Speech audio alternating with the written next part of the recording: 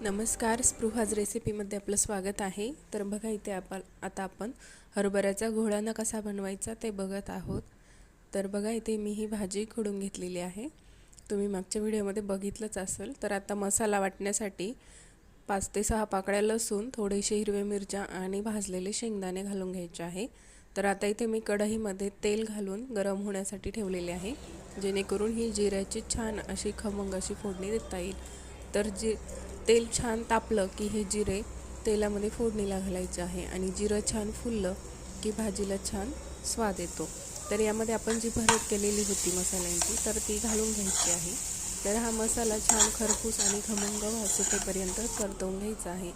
आणि इथे ही भाजी धुवायची नाही आहे, या भाजीला जी आंब असते तर त्यातच खरी चव असते या भाजीची।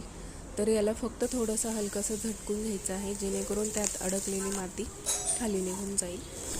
तर आता ही भाजी छान फोडणीमध्ये घालून घ्यायची आहे आणि एकसारखी मसाल्यामध्ये मिक्स करायची आहे।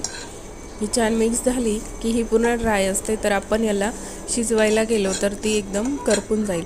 तर त्यामुळे यामध्ये 2 टेबलस्पून पाणी ॲड करायचं आहे आणि छान एकदा मिक्स करून मीठ घालून झाकण ठेवून द्यायचं आहे।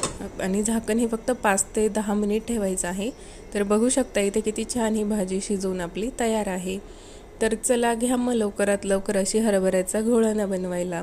आवडली असल्यास स्पृहाज रेसिपीला लवकरात लवकर सबस्क्राईब करा।